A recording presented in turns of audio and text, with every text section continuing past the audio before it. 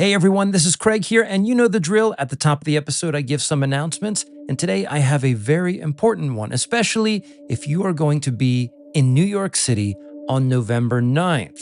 Stuart Kendall, whom you probably remember from our episodes on Bataille, Nietzsche and communism, and also most recently our episode on Artaud, has agreed to do an event with us at the Durations Festival in Brooklyn, sponsored by Public Records. We're still hashing out the details, but things seem pretty firmed up at the moment, so please save the date. That's November 9th. Also, we will be having an event in State College, Pennsylvania on September 15th with Josh Retzel, and we will be talking about Hegel and the coolness of the absolute.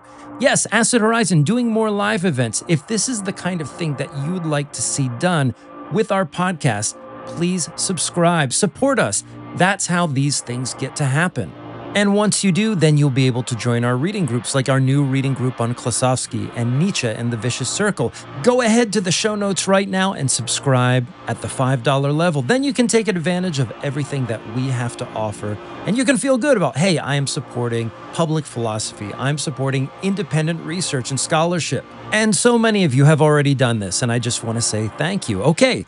Today, we are covering Byung-Chul Han, a critical introduction out on Polity Books, and we have the authors, Stephen Knepper and Robert Wyllie. So let's head on over to that conversation right now. Welcome back to Acid Horizon, the Theory Podcast. And today, I don't know why I said podcast with American accent, but today, that's part of Control Society, folks. Today, we are going to visit a thinker who thinks about the contemporary confines of control and the way in which we end up controlling ourselves in the decay of so-called disciplinary society. The discipline, the cop, is now within our own heads. And indeed, as Gilles Deleuze once said, we are stuck in a perpetual cycle of training, retraining, and reconfiguration of ourselves to fit the needs of the market. Now, we've been talking about this for years, but one of the key thinkers in this kind of tradition that we haven't even really spoken about much, of course, is Byung-Chul Han. And today we're going to rectify this grave injustice of control theory by being joined, of course, by Stephen Knepper and Robert Wyllie to talk about the book that they put together with Ethan Stoneman, which is, of course, Byung-Chul Han, A Critical Introduction, which is out now with Polity Press. Rob, Steve, thanks for joining us. So just as a kind of a rudimentary introduction to ask you both, so who is the philosopher Byung-Chul Han, and what is it about his work that you both find so compelling, such as we need to bring forth not just an introduction to his work, but a critical introduction that tries to evaluate the impact of his ongoing influence today?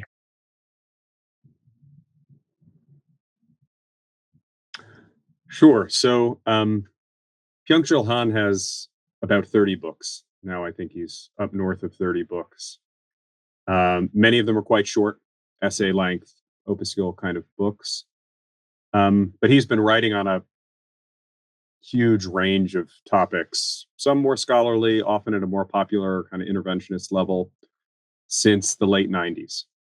And often there are threads between these books or connections between these books that you're not going to have explored unless you try to lay them all out in a sort of critical introduction. So this will be the first book-length treatment of Han in English, but I think also in any language, the first kind of critical introduction like this. So often you, as an academic, you have to justify a book. Why do we have yet another book on Spinoza? Something else I'm working on. Not the first book there. But with Han, it is, fortunately, we're in the good position where we get to break ground, point out some of the consistencies in his thought. I think especially with Han, he can be so brusque with contemporary interlocutors that objections to him, he is very fancy-free with overstatement, and that's quite on purpose, we think. And so you might put down one of his book on the pandemic or his book on technology, Burnout Society, whatever it is, and you'll come away, like many of our students come away with it, right? Critical of him.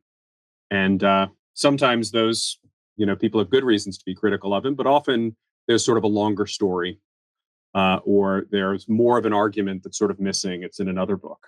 So we're just trying to cover the waterfront and give a sort of map so that as there's more uptake of Han, popular level, of course, but among academics and among writers, people can do him justice even if they're trying to criticize him.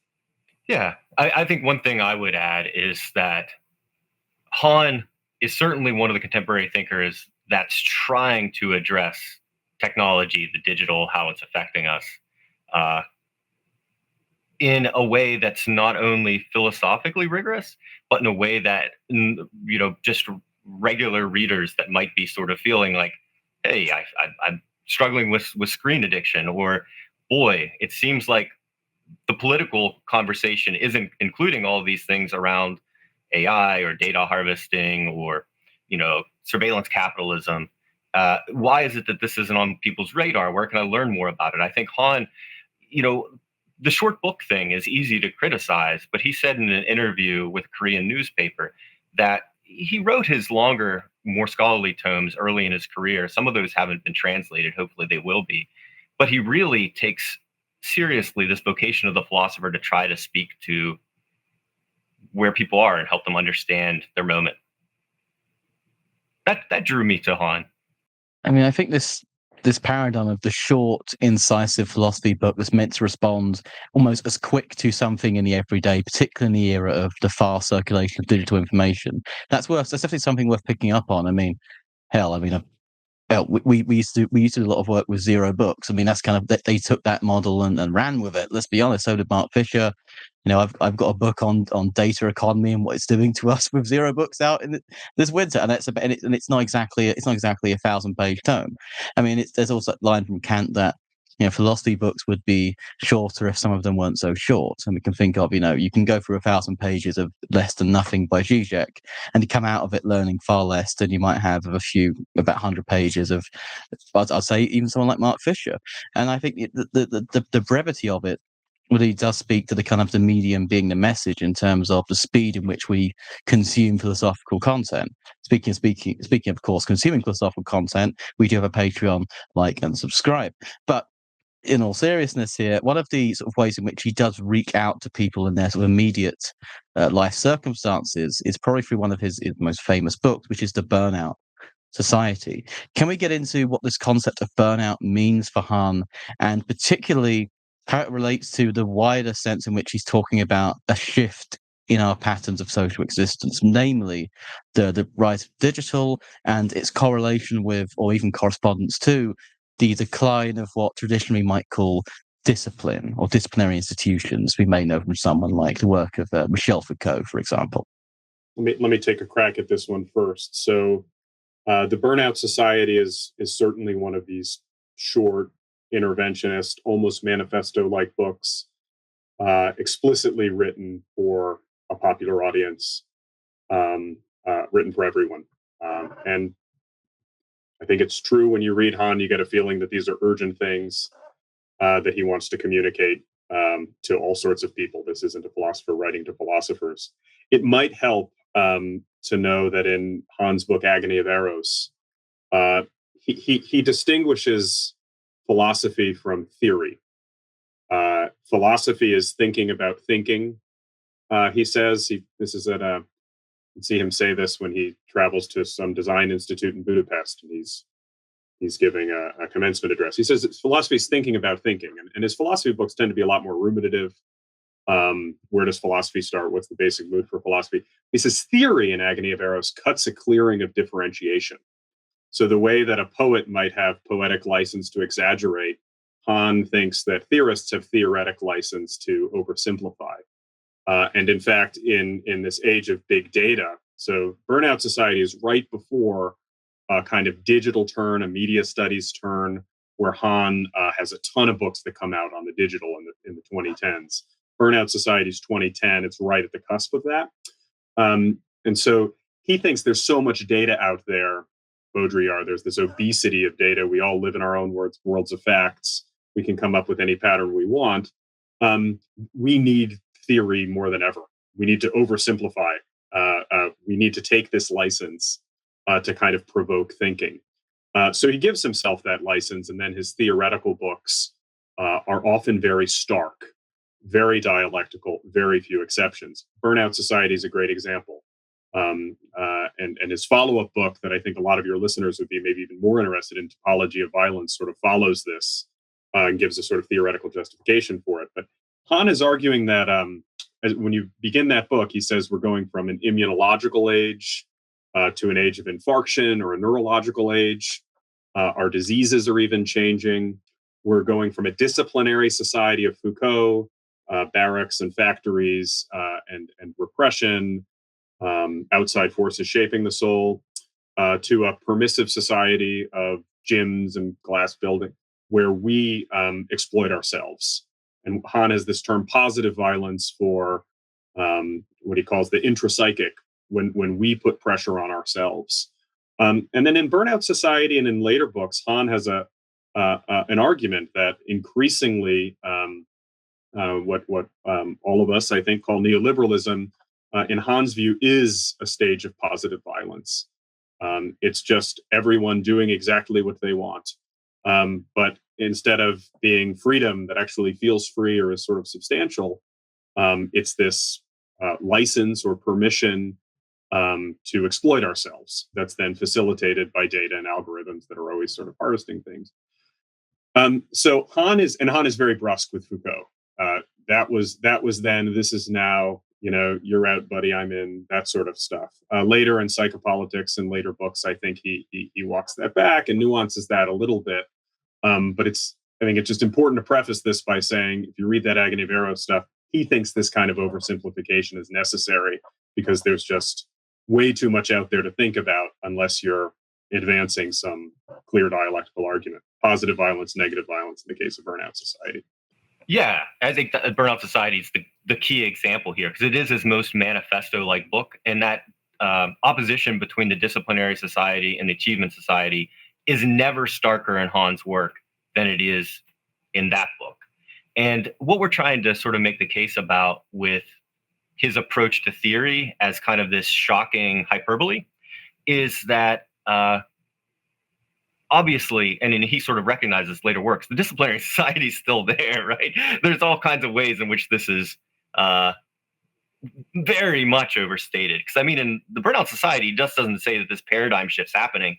He acts it like it's already happened, right? That the disciplinary societies in the past, that our threats aren't diseases anymore, and then of course COVID happens, a decade later, and that doesn't read so well. It might be hard for some readers to make it past the first few pages of the Burnout Society.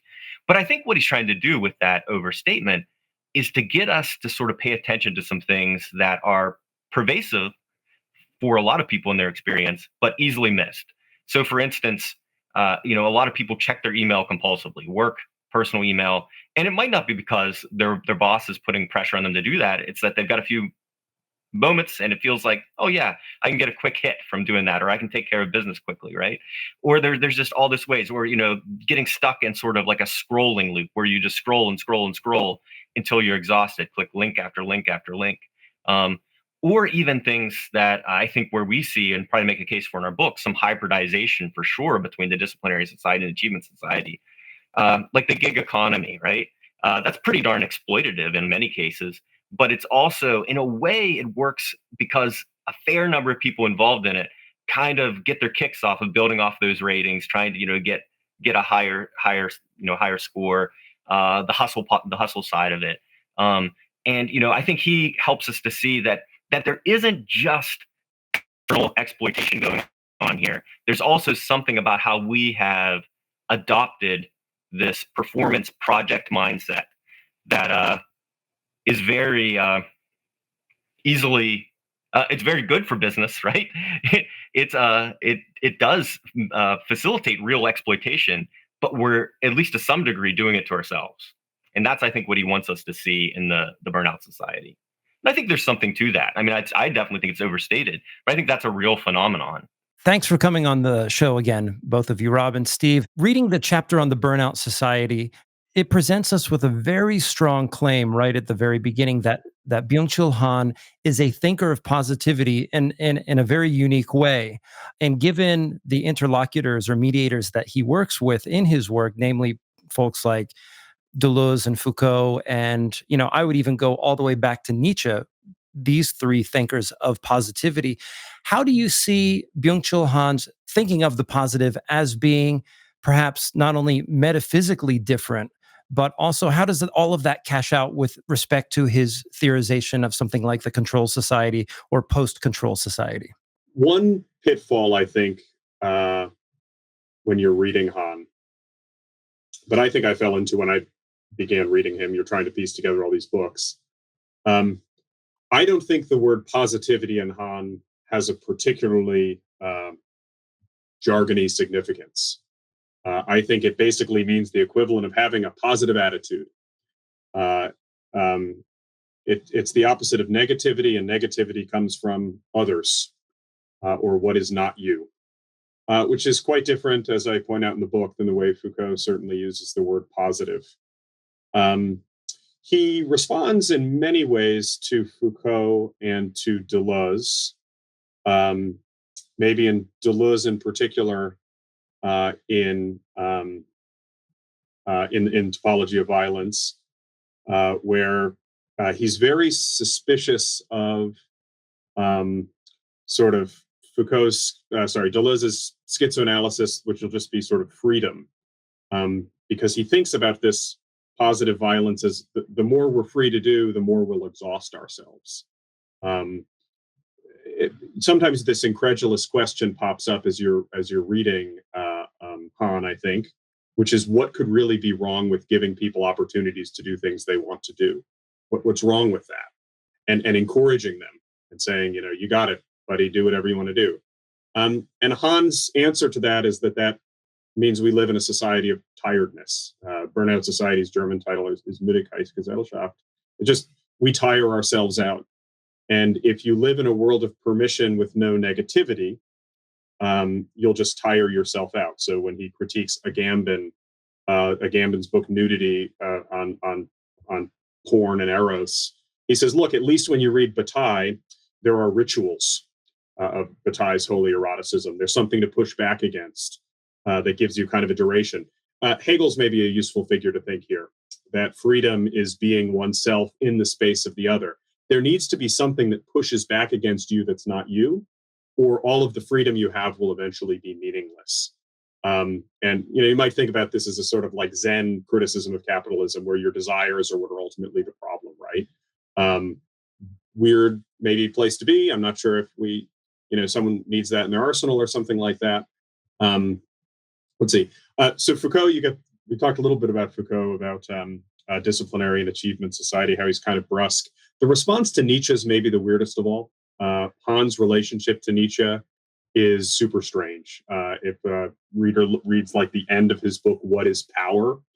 The Nietzsche here is the Nietzsche who loves the autumn of the North because leaves fall and autumn doesn't want. Han thinks Nietzsche has sort of encountered a world beyond power, which is a really weird way to read Nietzsche, and means you're just picking a few things out of the Nachlass or something like that. It's not even Heidegger's Nietzsche. It's even more mystical or something like that. So I'm not exactly sure what to do about his relation to Nietzsche in particular, other than to flag it and say, hey, that's pretty weird. Go check that out.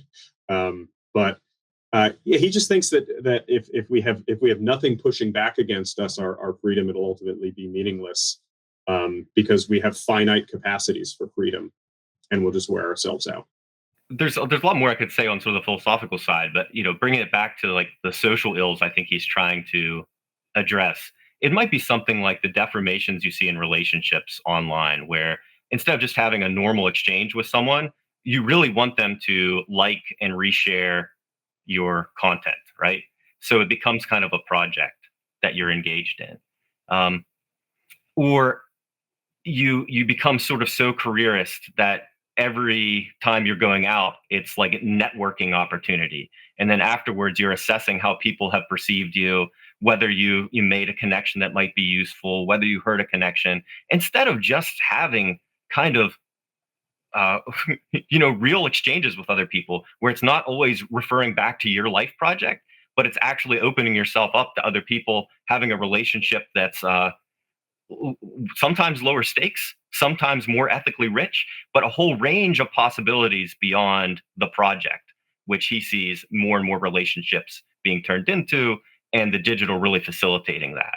In terms of the digital facilitating it, I mean, can we get into this idea of how Han thinks about the digital, and particularly in terms of the ways in which it has an influence or an impact, or it maybe channels certain kinds of desire? Because, in a sense, yes, our desires are the problem. We can do whatever we want. We just can't want whatever we want. In that sense, in the same way that Schopenhauer says, you can do what you will, but you can't will what you will.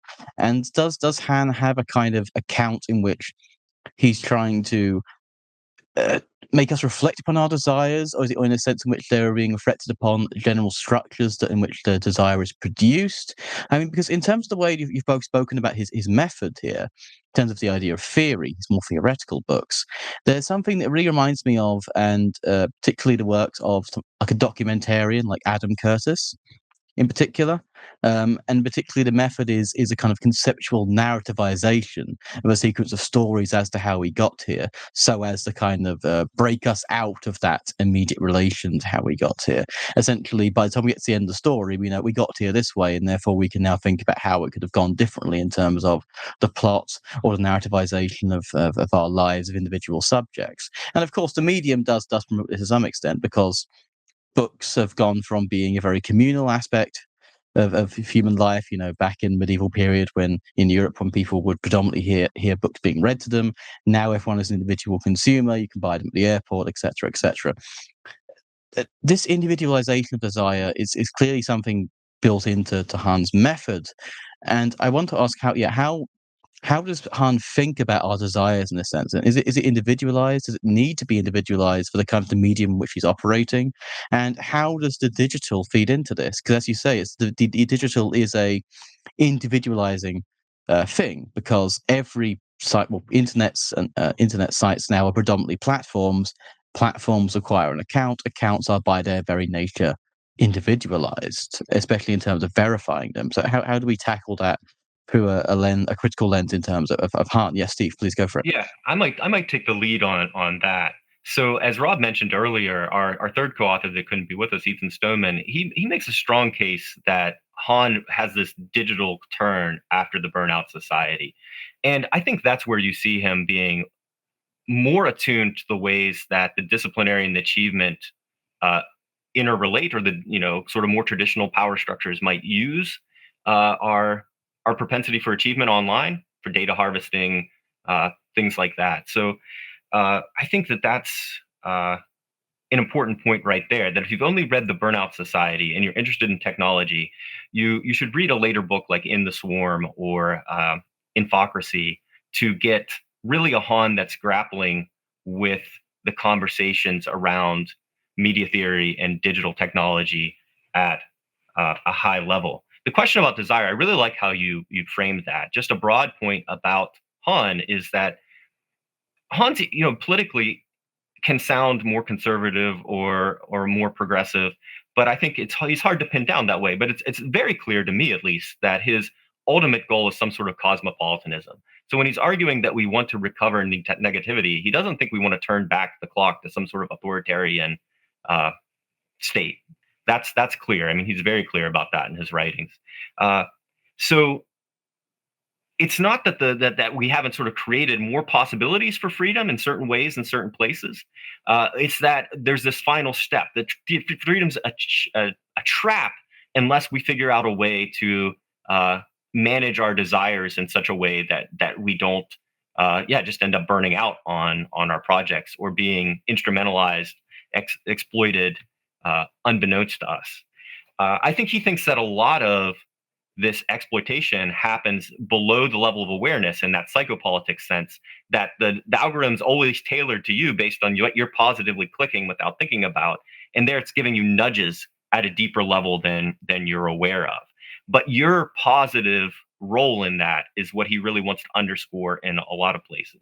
He's very tech pessimist to kind of jump around in various parts of his project.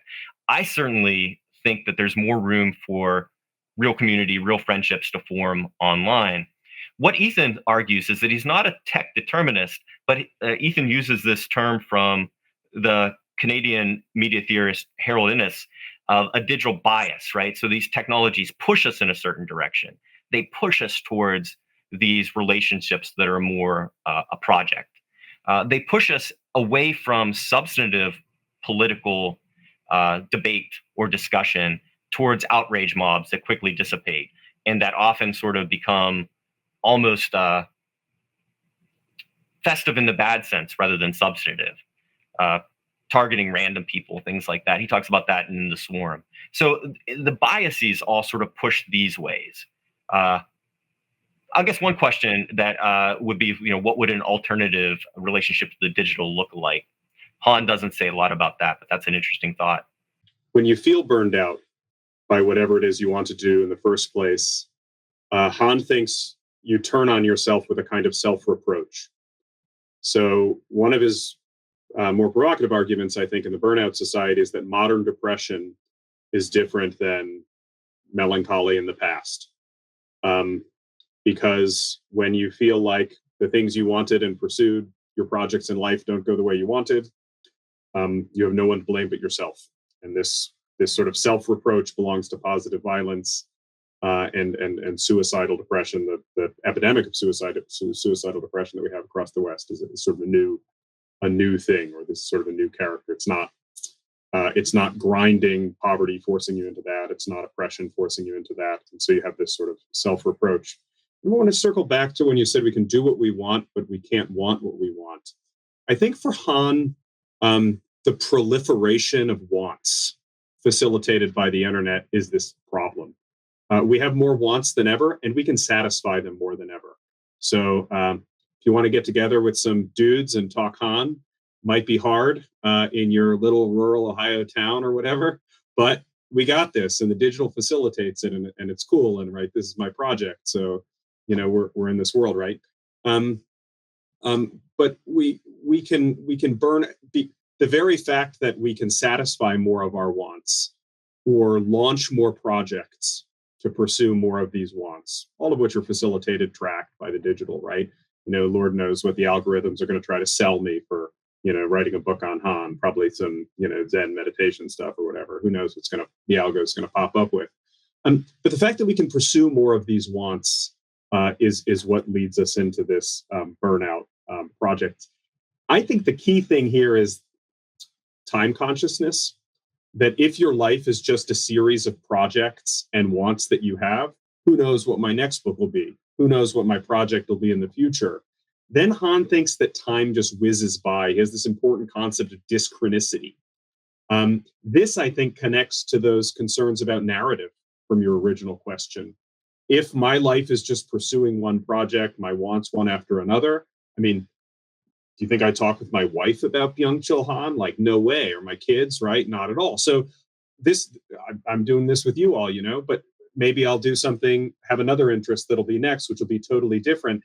And I'm not sort of forced to inhabit time with other people where we mark time in the same way. This is the way that Han begins to lament the loss of grand narratives. And he comes close, I think, almost to much more conservative figures who'll say, this is the grand narrative we need to go back to.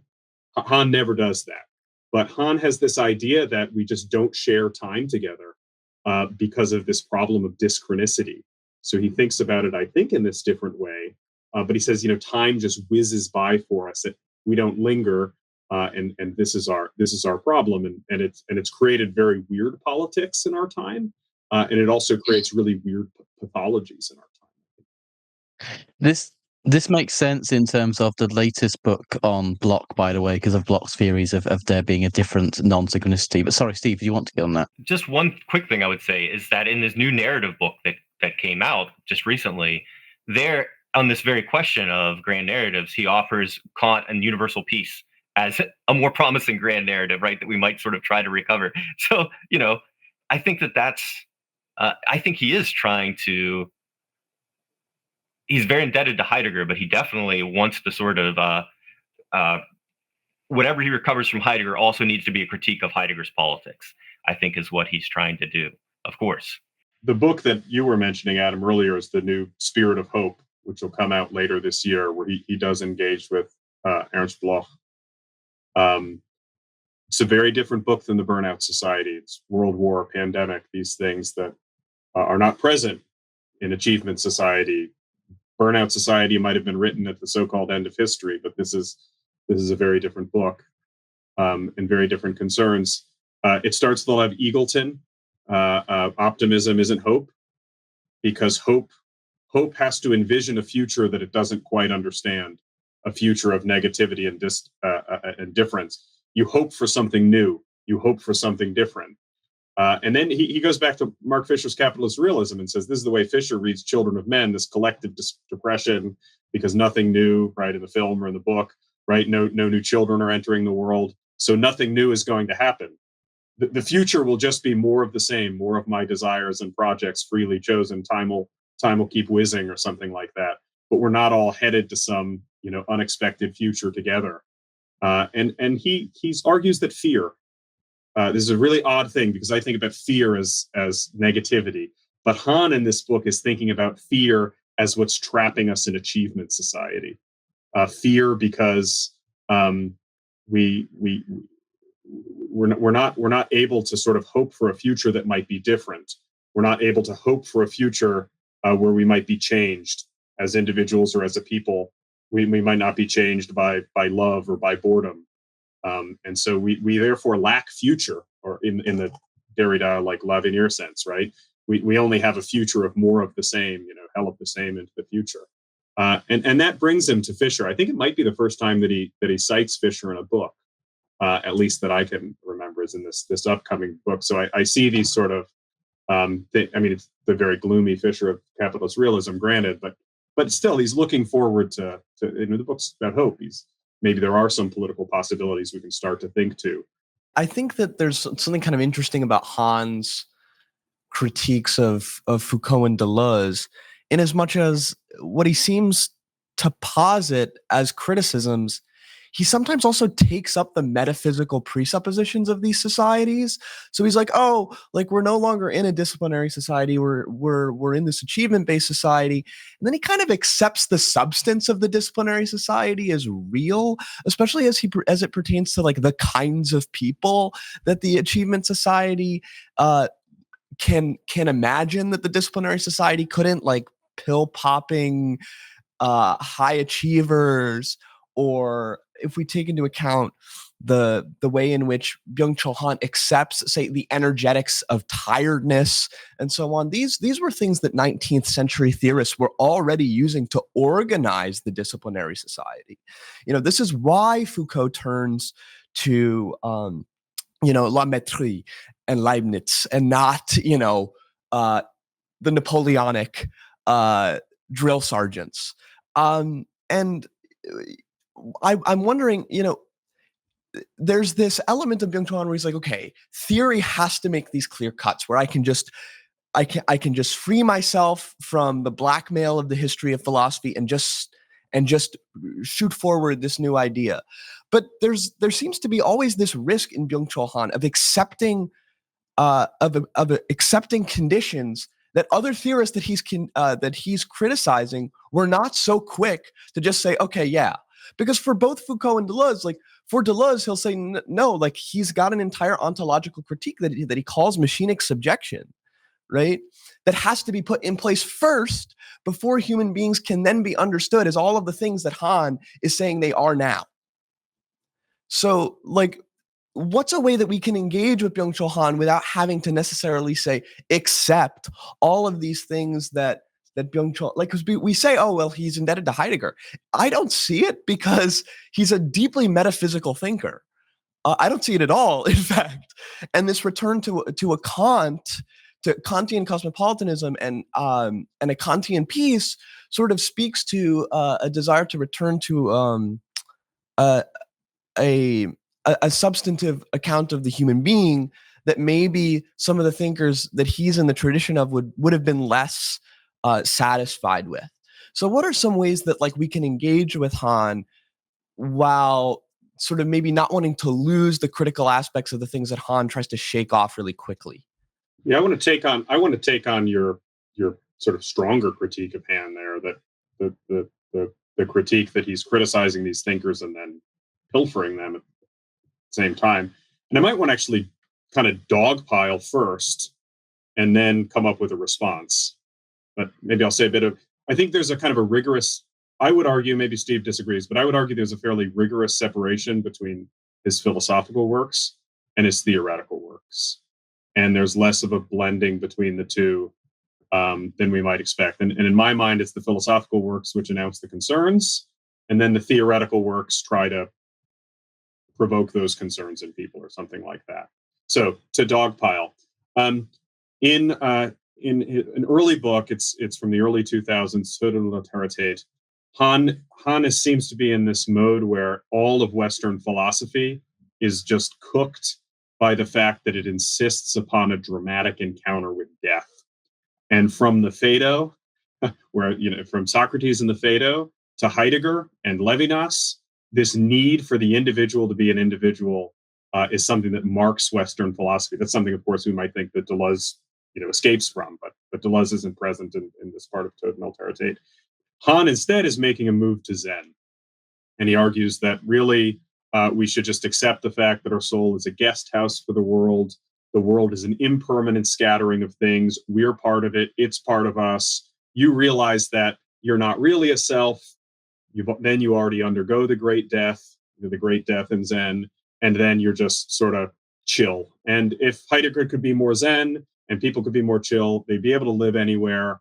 And Western philosophy wouldn't have all of these problems. Okay, now skip ahead to the books where, Vita Contemplativa or later books where Han is really working with the Romantics.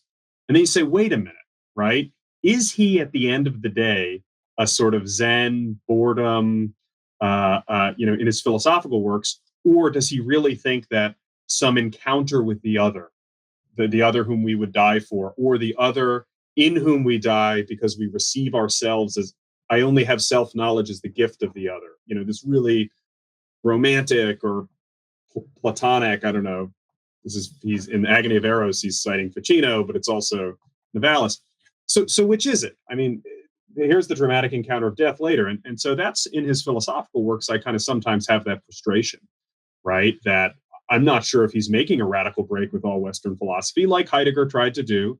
And I see why he thinks Heidegger's insufficient. And I see the move to Zen, but now I don't see it in the later works, right? That's my frustration, though, is with his philosophical works. I think the almost brusqueness with which he's dealing with Deleuze and Foucault is actually quite uncharitable, because there I don't think he's really dealing philosophically with difference and repetition, or even Deleuze as a metaphysician. I just think if this is your theory of how schizophrenia works, then it just feeds into positive violence, and this is a problem, and you're never going to become aware of my philosophical concerns if that's how if that's your theory, if those are the clear-cut distinctions you're making in the world of politics. So I think I share a lot of your frustrations. I share it with what I take to be his when he's doing philosophy. And then part of what I would present as a way to engage with Han is trying to make this demarcation. Like, when is he thinking about thinking? Like, how is it possible to think freely? How is it possible to act freely? And Freundlichkeit is part of that. He says that's the central concept. And anywhere that he's thinking about Freundlichkeit, like the other and eros as a transcendental possibility of thought itself, that seems to be his philosophical stuff. If he's not doing that, I think it's, then we're dealing with like a dialectic he's set up in advance, and he's motoring and pushing people aside in kind of ways that, you're going to find uncharitable, but that's not where he's doing the philosophy, I'd say. So that would be a way that you might develop a slightly more appreciative reading of what he's trying to do. Or not, if you don't find the theorists that, the philosophers that you would really like to be in the philosophical works there, then you'd say, well, hey, you're dealing with thinkers who have a lot more depth, but you're only dealing with them in this sort of, secondary sense that they're not really troubling you with live questions. So maybe that will help. I don't know. That's the way I tend to read it. Steve, are you the same way? Yeah, I think very similar. I think that there's a way in which he tends to push hardest at times on thinkers that he's closest to, and I think that can be really frustrating thing. Baudrillard and he share so much, but at times he'll just sort of push so hard and say, "I'm just entirely different." Foucault, does he not attend to something like positive violence in his account of biopolitics? I think that's actually pretty I think he's more attuned to some of these problems than Han lets on. A thinker I've been spending a lot of time with recently, Hartmut Rosa. I mean, that guy has to really be frustrated with Han. As far as I know, they don't cite each other except once Han is really nasty towards Rosa in like a aside. But Rosa too is interested in burnout, and he points out two reasons for burnout that I think are quite compelling. One is that I feel like we're in a rapidly changing society where it's easy to fall behind. So they're worried about getting kicked off the hamster wheel. So they work and work and work to try to just maintain in a time of precarity for many people. 100%. That's obviously just right. Rosa also says that people push themselves to burnout because they want to extend their share of the world, which is closer to what Rosa thinks is a good thing, achieving these relationships of resonance. And I think both of those are worth thinking about a lot and are important supplements. But I think that at the end of the day, Han wants to draw attention to a third thing that's not exactly the same as either of those. That's like that compulsive, compulsive scrolling on Twitter. It's hard for me to see that as really trying to extend your share of the world in the kind of way that Rosa paints it in the book Resonance, right? It is some other kind of positive violence that you're doing to yourself. So, I mean, I think that you put the two thinkers together and you have three very persuasive positions. But Han's going to give you one really pronounced take, right? And sort of push against all other people. And that can be frustrating. And it'll be interesting to see in the uptake of the secondary literature. I think that we'll see some scholars that take the new contributions that Han does make, and I think he does, and sort of integrate them into a fuller picture, like you just did in your question so nicely. And those that just can't get past the way that he, plays fast and loose with his interlocutors. I expect we'll see both. And I understand both responses, actually. But I do think that to be the most charitable to Han, and the position I take is I do think that he's trying to deliver some sort of shock therapy in these short books, right? He's trying to shock us into seeing something we didn't otherwise. Yeah, thank you. In addition to reading this book out now on Polity, I would recommend, I've read maybe about 4 books by Byung-Chul Han. The most notable being, to me, was The Scent of Being, which came out in 2009. And here I have to push back against Will. While Han may not have the same metaphysical / ontological armature as Heidegger, I see a lot of Heidegger's concepts looming beneath the surface, especially with what he does in that book, particularly the concept of lingering. There's a kind of resonance with Heidegger's notion of reticence. I mean, even the clearing is in there a little bit. But I think the bigger concept from Heidegger that seems to pervade Han's work is a notion of authenticity. And it seems to inform, not just simply subtly, but robustly, what might be Han's politics. And before we hit record, we were talking about what are the contours of Han's politics. And I mean, first of all, do you agree that this concept of authenticity is kind of oozing through the cracks of Han's work? And if so, in what ways do you think he departs from Heidegger? And how does Han not U-turn back into a brute anti-modernism or succumb to a kind of romantic tendency that we see with some Heideggerian thought? All right, that's a great question, a great series of questions, really. I don't think there's authenticity in Han, but there's a whole lot of Heidegger, right? And so he does his dissertation on Heidegger at Freiburg. He especially likes the late Heidegger. And I think it's kind of amusing to think about a Korean graduate student at Freiburg in the 90s who really gets taken with the late Heidegger, because it's not authentic for him to get a cabin in the Black Forest, fill it with some peasant objects, sneak off to watch a little soccer, sneak back and pretend like you don't do that or something. I don't know. And so he and his early books really kind of wrestle with that. One missing book that Ascent of Time is, I think, the first thing I read by Han, and maybe to this day is still my favorite thing I've read by Han. And it also, I think this is the philosophical stuff that explains the uncharitableness of the theoretical stuff, where there's almost this, what does he share with Heidegger? Some kind of apocalyptic idea that thinking will simply become impossible unless but okay, unless what? So his earliest book is called Heidegger's Heart or Heidegger's Herz, and he thinks Heidegger doesn't really um, um, think through and analyze boredom adequately. There's a lot of, D.T. Suzuki, there's a lot of Heidegger and Zen, sort of maybe the late Heidegger and Zen, there's a lot of interchange. Han thinks that's overstated. And Han thinks even when Heidegger even when Heidegger is analyzing moods like boredom, part of this you might just think of what is the basic mood for philosophy itself. That might be a good way to step back and think about this. And if you never get into that basic mood, thinking is impossible. So by late Heidegger, I mean this is the Heidegger that thinks instrumental and technological rationality has overtaken everything, and all we can. If philosophy is just about thinking about self-preservation or desire or eros or something like that, then the future is only desires we can satisfy, and then we have no future. Now, for Heidegger, that's fate coming back, or some sort of collective destiny, and Han is really worried about that because that seems to be the stuff that a fighting collectivity needs. Like we need a German poet to remind us what being German is, or else we might as well be Soviets or Americans, totally destined by technology.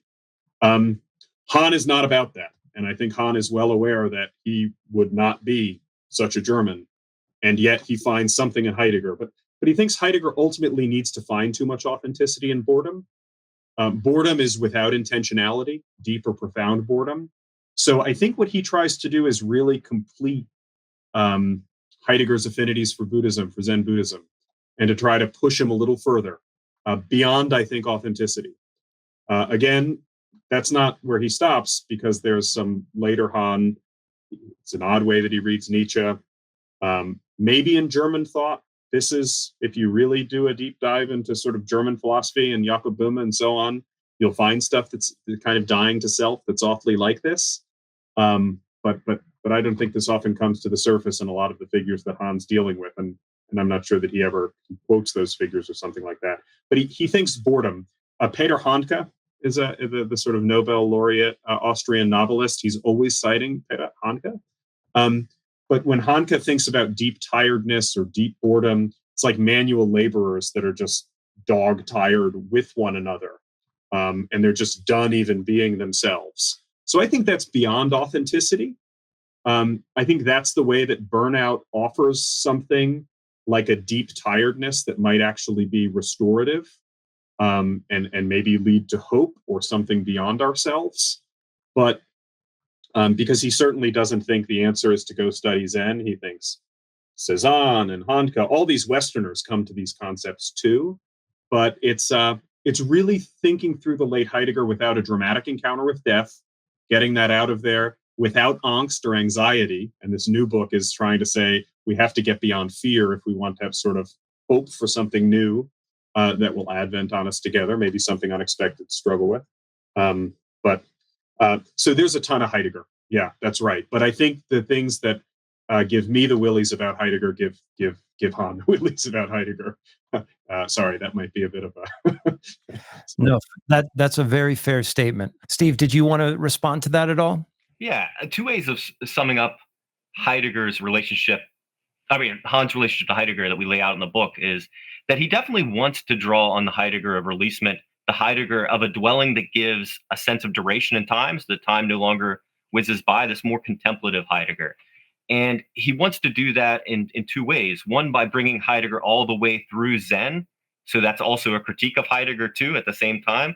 So Rob touched on that, I think, in a nice way. But also in recent works, by going back to Heidegger's romantic touchstones, someone like Hölderlin and Novalis, and saying, yeah, there's a lot of interesting things in here for a contemplative relationship to the world, but their politics are very, very different than Heidegger's politics were.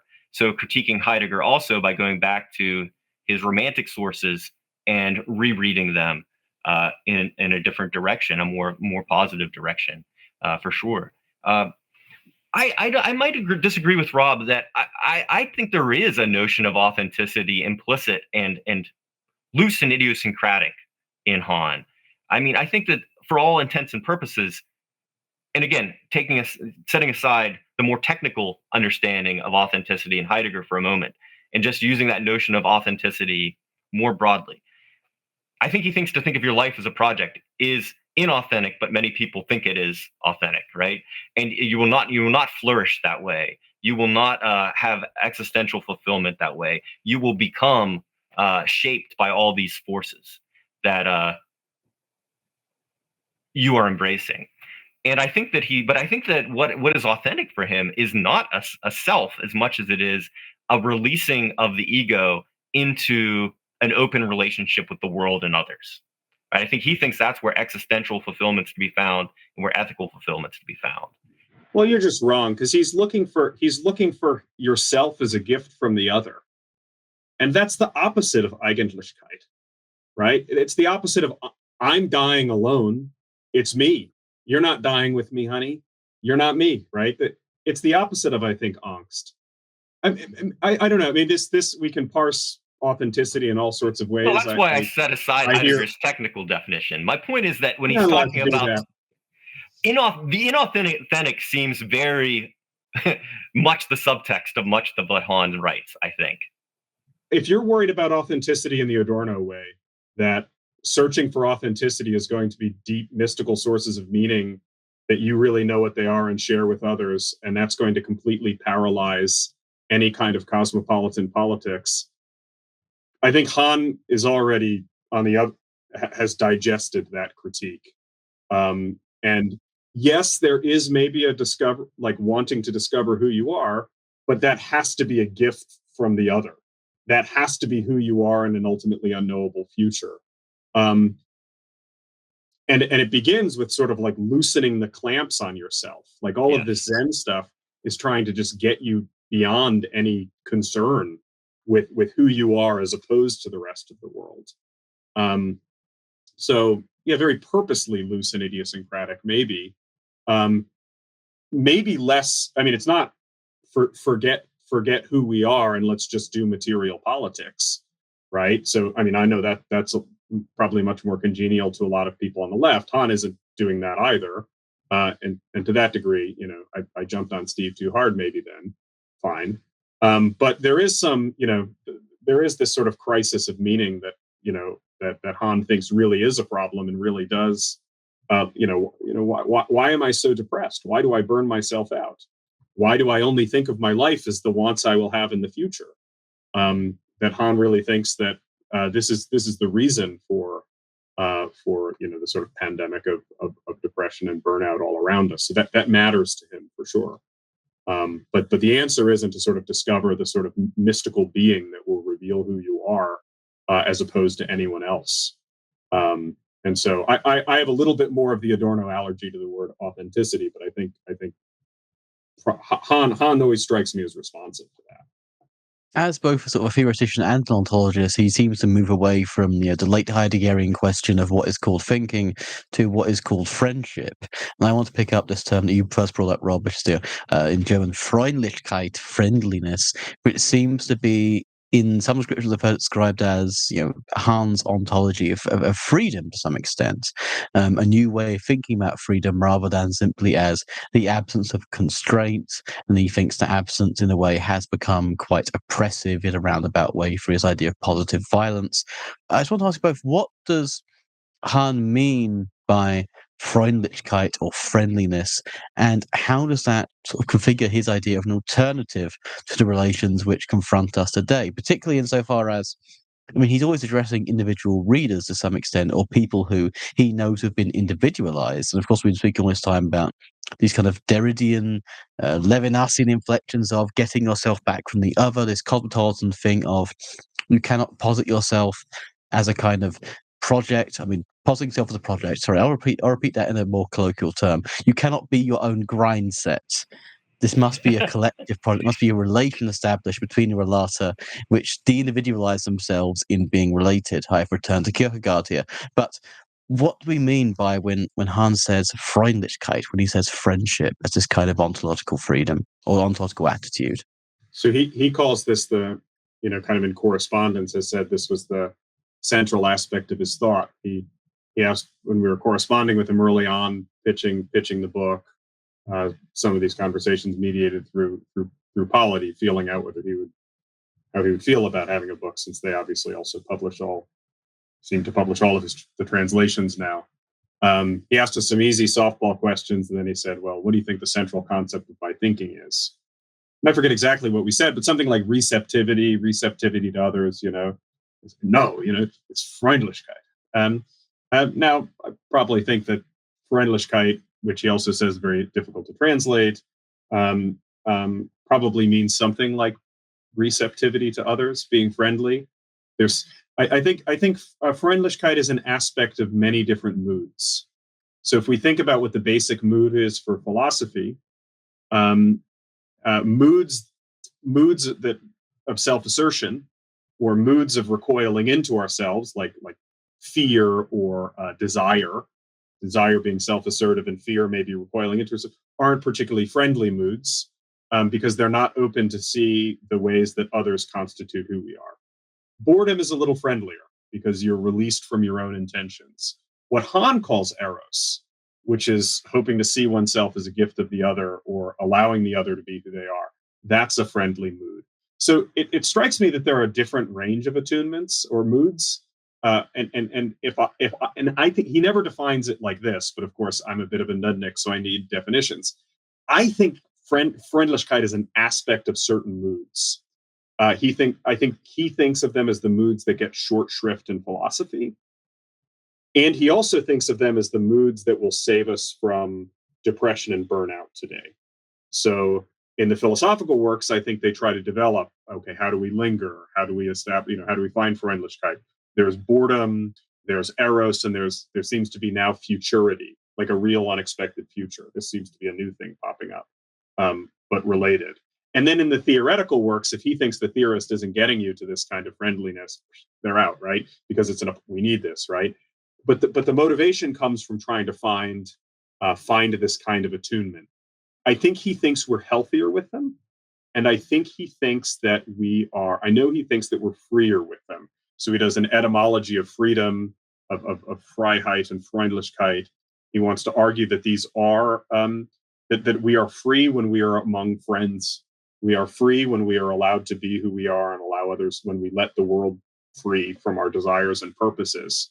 We're free from, you might think about, again, Heidegger's technological predetermination of all things because something went wrong in the mists of time in Western philosophy or something like that.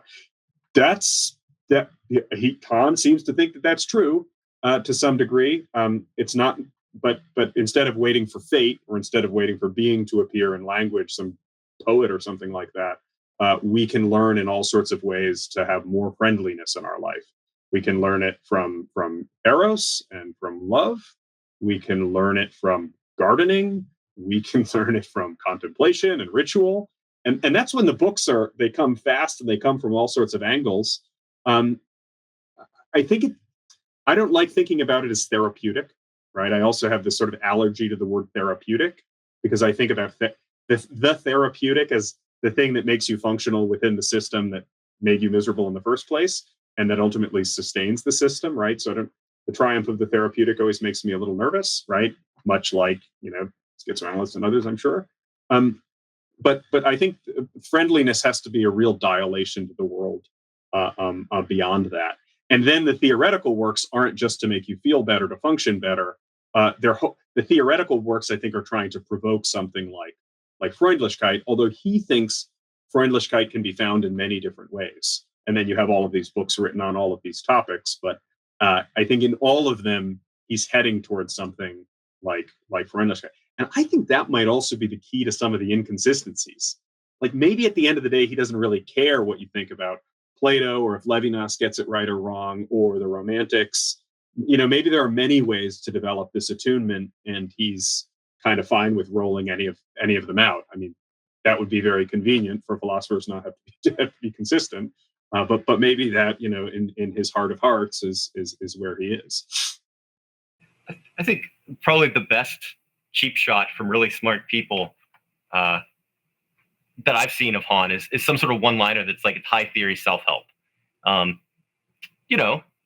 There's something to that, but as Rob just pointed out, it's precisely not self-help, because the whole answer is to loosen the screws on yourself, right? To get out of the ego, sort of. But I also think it's really important to just sort of face head on.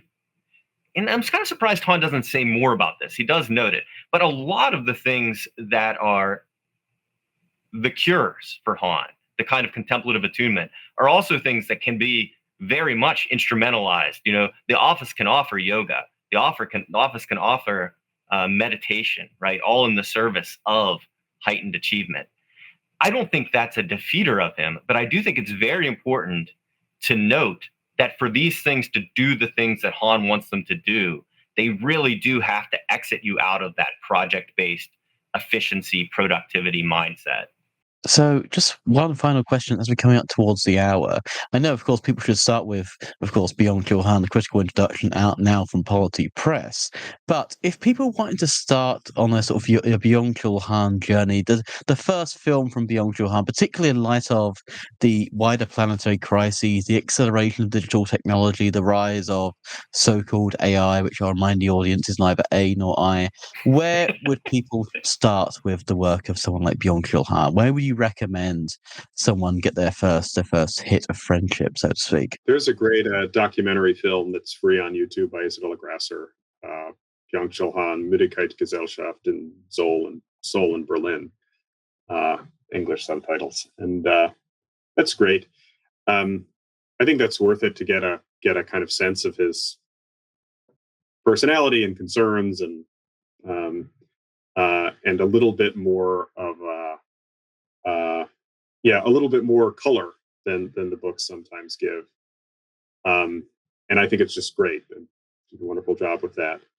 The other thing I would say is that, you know, as Steve and I, as a matter of fact, have a piece coming out soon. The magazine is The Philosopher. It's a UK magazine that does a lot of popular philosophy, saving philosophy from the academy, I guess, the tagline. That we've entitled 5 Ways of Reading Byung-Chul Han. So people are interested in different things, I've noticed. And Han writes books about a lot of different things. And so we've tried to sort of inventory different ways of getting into Han. So in the critical introduction, we start with the Burnout Society because it's the smash hit. In this piece, we started with hyperculture, right? About Han navigating being a Korean German philosopher, how he does that, and how he thinks that we live in a globalized world that's almost his idea of hyperculture is that you're beyond any culture. You're eating fusion foods. You're assimilating things from different cultures all the time. No problem. The book, in some ways, is it's 2005. It's quite early. It's his first real theoretical. It's kind of a what is globalization? Can we be happy anywhere, or do we need to feel rooted in order to be happy? That's kind of the question. Heidegger's at the end. There's the deep ambivalence about Heidegger is there. So it's this great book of someone that had been writing academic tomes on Heidegger that's now writing about globalization. Of course, a Korean, someone that lives in Seoul and Berlin and thinks about these things. So that's a great book to sort of get another way to get a kind of the measure of Han.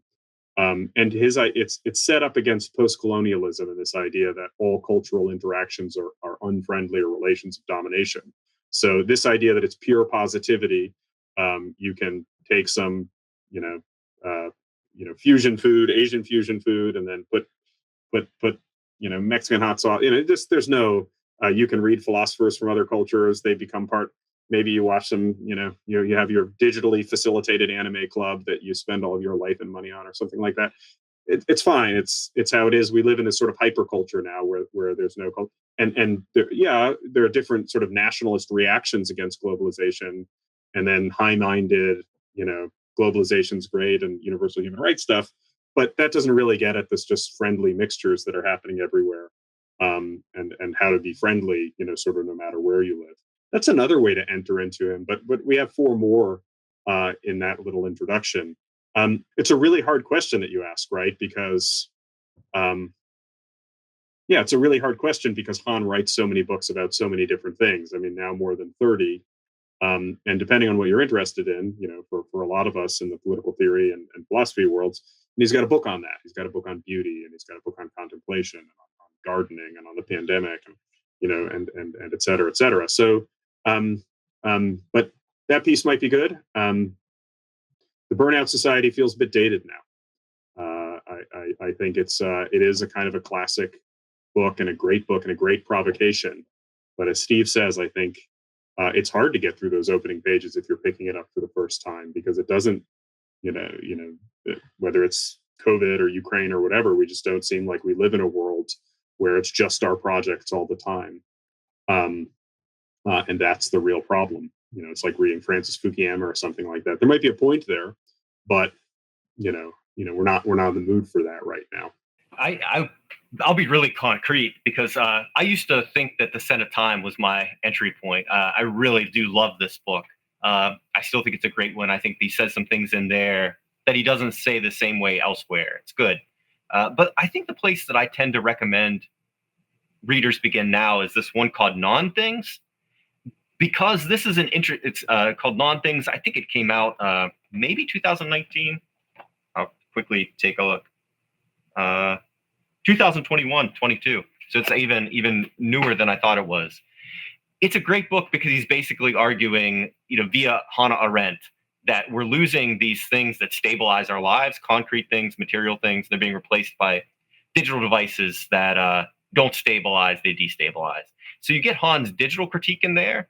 You get a nice overview of his contemplative response. I think you get more nuance on the disciplinary versus the achievement subject, because it's a later work.